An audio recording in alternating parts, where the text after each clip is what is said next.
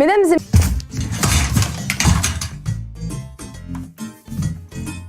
messieurs, bonsoir et bienvenue sur Esto News. Nous sommes en direct du pays fléchois. En Bulgarie, il est 4 h du matin. Elidia Gurgova, bonjour. Vous êtes l'auteur des Cosmonautes ne font que passer. Pourquoi avoir choisi une petite fille comme narratrice? J'avais envie de parler de ces événements, mais d'une manière un petit peu plus décalée.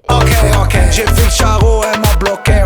Et de profiter enfin pas de profiter, mais d'utiliser mon expérience personnelle pour être dans un endroit qui me paraissait juste. Enfin, c'est-à-dire que moi, quand au moment de la chute du mur de Berlin, moi j'avais 7 ans.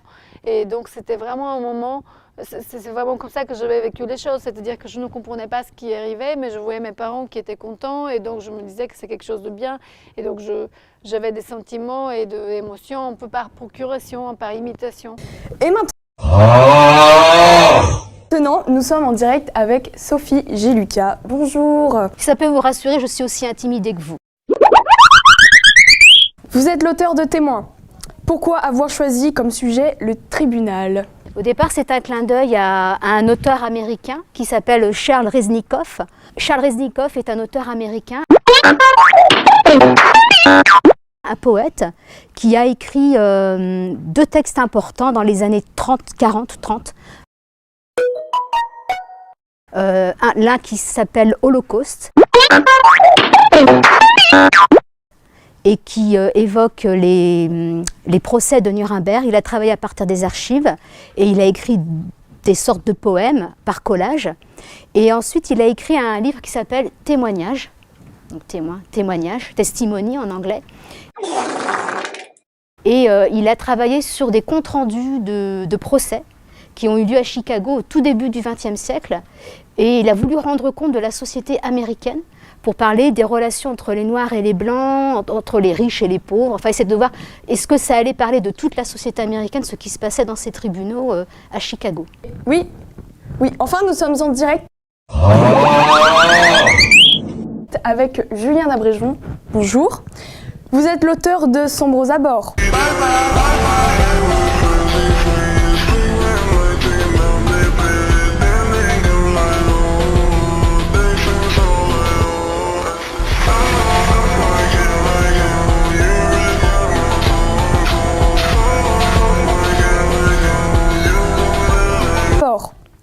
Comment peut-on lire votre livre?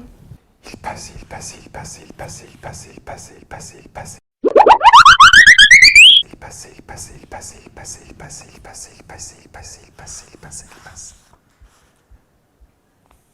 Tout est noir et aride, mes dessins y compris. Je tends le bras, la main, les doigts et touche enfin le bois.